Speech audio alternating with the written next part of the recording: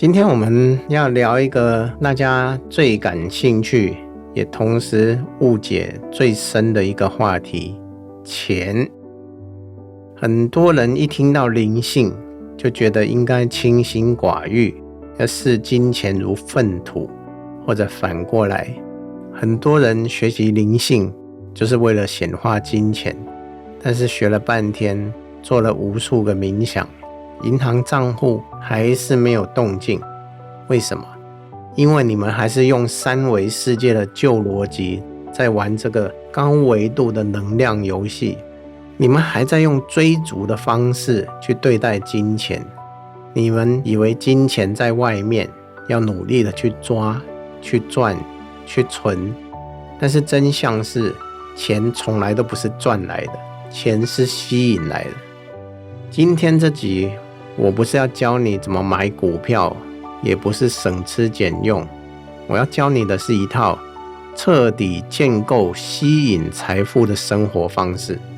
我们要直接修改你这个角色的底层代码，让你从一个追钱的人变成一个钱追着你跑的人。好，准备好了吗？我们要开始下载新程式咯。首先我们要破解一个最大的迷思，努力工作等于有钱。如果努力工作就能致富，那相信这个世界上最富有的人应该是建筑工地的工人，或者每天工作18小时的清洁阿姨。但是事实显然不是这样。这不是说努力不重要，而是说努力如果在错误的频率上，那就是白做工。在这个全息宇宙里，一切都是频率，金钱也是一种频率，它代表丰盛、流动、自由的能量。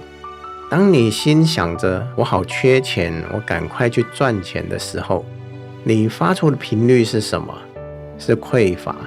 宇宙这个超级电脑，它听不懂你讲的话，它只读取你的频率，它读到匮乏，于是它说收到，玩家想要体验匮乏，然后它就会显化更多的账单，更多的意外支出，更少的收入给你，来证明你的匮乏。这个就是为什么很多人很努力却存不到钱，因为他们的底层驱动力是恐惧，他们是在恐惧没钱的这种状态下拼命工作的。这个恐惧的能量场就像是一堵墙，把钱完全挡在了外面。你越用手抓，就像手抓沙子一样，流失的越快。试着把金钱想成游戏里面的金币，或者是一条流动的水管。对于一个玩家来说，钱不是那个纸钞，也不是银行 App 里面的数字，钱是一种能量的流动形式。如果你是一个实心的人，堵塞的人，你充满了焦虑、吝啬、计较、恐惧，你的水管就是堵住的。就算宇宙想把财富倒给你，也流不进去，或者流进去了，也会把管子撑破。这就是为什么很多中乐透的人最后的下场很惨，因为容器不对。所以建构吸引财富的生活方式，第一步不是去外面找工作，而是清理你的管道。你必须把那些赚钱很难啊，我不配得到钱啊，有钱人都很坏啊，这些垃圾信念通通给它倒掉、清理掉，让自己变成一个空心的管道，让丰盛的能量可以毫无阻碍地穿透你。很多人说墨子，等我有了1000万，我就会过上富足的生活。这个顺序完全是倒反了。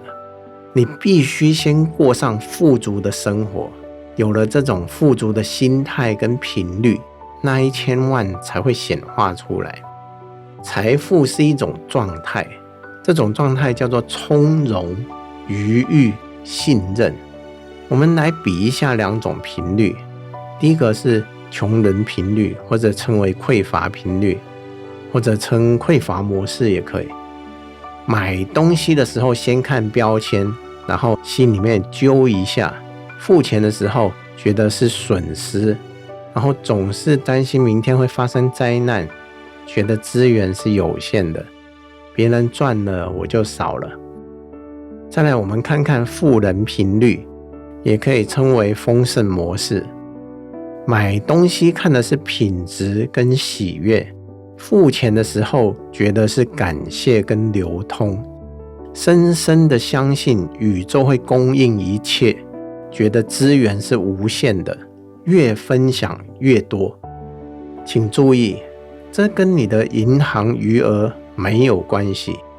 我见过身价上亿的人依然活在穷人频率里面，每天焦虑的睡不着。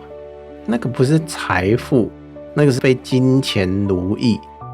我也见过口袋里只有几千块的人，活得像个国王，大方、快乐、从容，结果他的机会源源不绝，钱总是刚好在需要的时候出现。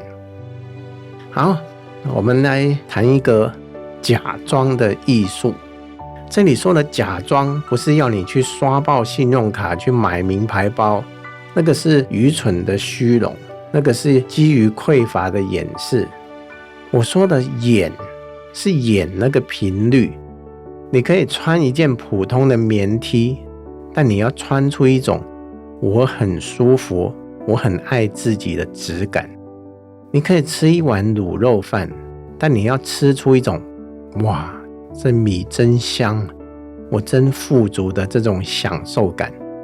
这个就是生活方式的建构，在每一个当下去寻找那个丰盛的感觉。当你能在物质还没有显化之前，就在心里先活出那个富足感，宇宙就会急着把物质送过来，好匹配你的频率。因为物理法则规定，外在实相必须与内在频率共振。好，理论讲完了，现在我们来讲具体怎么做。我们要从日常生活的每一个细节去重塑你的金钱回路。第一个是花钱的艺术，从失去到倍增。大部分人付钱的时候，心里面都有一种微小的痛感，抽痛一下这样，或者有一种又变少的这种紧缩感。这个紧缩就是切断财富流动的开关啊。从今天开始，我要你练习一种新的付款仪式，祝福支付法。每次你掏钱或者刷卡的时候，在心里面对着那笔钱说，谢谢你服务了我，现在我把你送出去，去滋养更多的人，请带着10倍的朋友回来找我。这个不是迷信，这个是能量转换。当你带着感谢跟祝福把钱花出去的时候，你是在告诉宇宙，我很丰盛，我有能力给予。这个给予的频率是宇宙中最强大的吸引力频率。你给出去的快乐越多，回流的财富就越多。千万不要一边付钱一边抱怨，电费怎么那么贵？那你就是在诅咒你的金钱。被诅咒的金钱是不会想回来的。第二个是接收的艺术，要扩大你的容器。很多灵性圈的朋友很会给予，但是不会接收。别人请你吃饭，你说不用。别人称赞你，你说哪里我不行。甚至连在路上捡到10块钱，你都不敢捡。这个背后有一个深深的信念，我不配得到，或者是拿人手短，欠人情很麻烦。这种拒绝接收的能量会把财富挡在门外。如果你想建构吸引财富的生活，你必须练习毫无罪恶感的接收。从今天开始，当宇宙给你礼物，不管是别人请客，或者意外的折扣，还是路边捡到的小确幸，请你大大方方的收下，然后发自内心的说一声谢谢，你要训练你的细胞习惯这种好事发生，你要像一个被宠坏的孩子一样，理直气壮地相信宇宙爸爸就是爱我，给我钱是应该的，给我礼物是正常的。当你理所当然地觉得自己值得丰盛，丰盛就会理所当然地发生。第三个，日常环境的频率校准。你的生活环境就是你潜意识的投影，同时也在反过来影响你的频率。你看看你的钱包，它是破破烂烂的，里面塞满了过期的发票跟杂物吗？钞票是皱巴巴的乱塞吗？这个代表你不尊重金钱，你不尊重它，它就不会想待在你身边。整理钱包的一个仪式，我们买一个质感好的钱包，不一定是名牌，但是要干净，要整洁。把钞票一张一张铺平，照面额排好，把不必要的收据丢掉，让钱住得舒舒服服。当你打开钱包的时候，你要感到一种秩序跟尊贵。看看你的家里是不是堆满了以后可能用得到的杂物？那些舍不得丢掉的旧东西，代表的是对未来的恐惧，怕以后没钱买。这个就是贫穷的频率。富足断舍离，要把那些不喜欢、不适用、破旧的东西清掉。空间就是财富，当你把家里清空，留出流动的空间，新的能量，钱才进得来。宁愿要一件高品质的衣服，也不要10件廉价但穿着不舒服的衣服。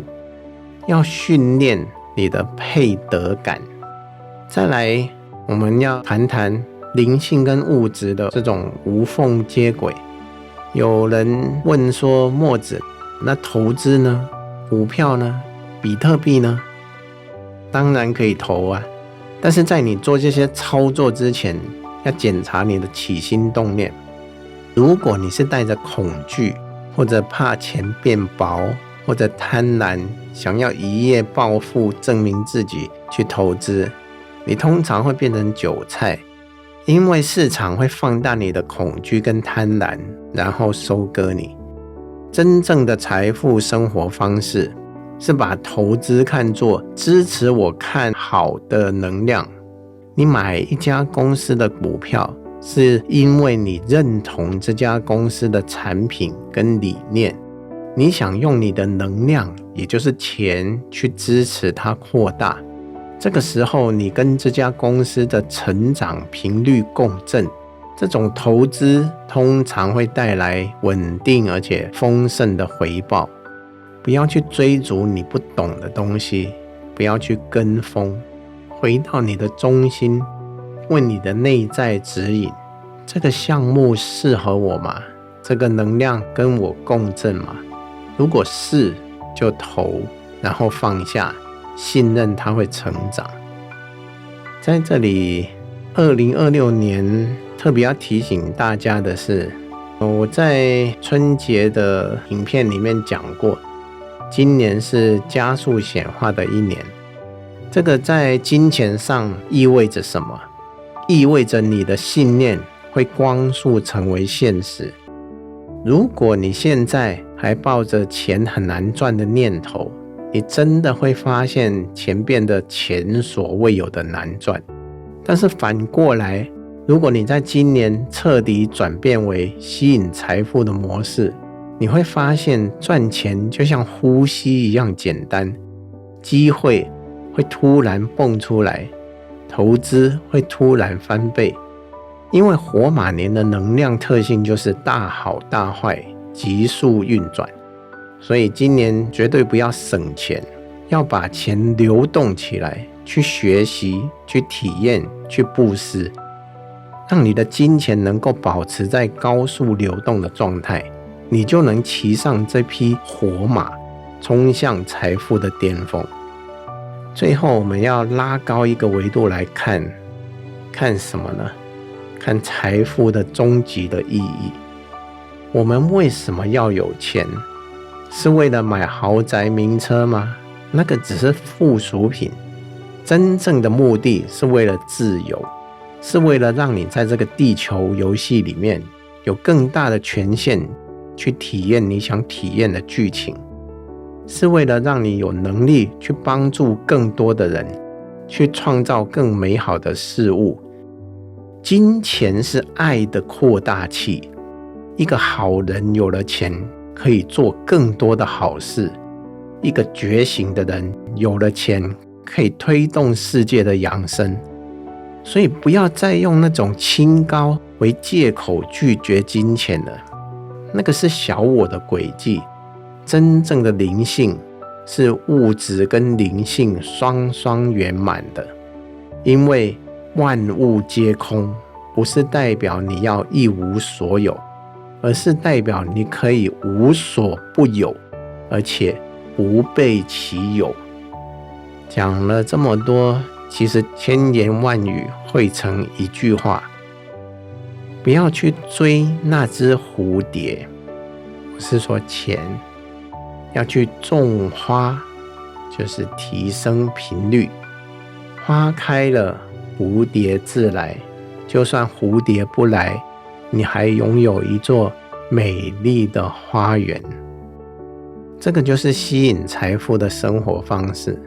把你的焦点从钱移开，放回到你自己身上，让自己活得开心，活得有质感，活得充满爱跟感谢。当你活成了一个发光体，金钱这种能量会像飞蛾扑火一样，挡都挡不住的向你涌过来。这个不是奇迹，这个是物理学，这个不是梦想，这是你可以选择的现实。从今天开始，要像个亿万富翁一样刷牙，要像个国王一样喝水，像宇宙的宠儿一样走路，然后准备好你的银行账户，去接收那些潮水般涌来的丰盛吧。祝大家在丰盛的海洋里玩得尽兴，再见。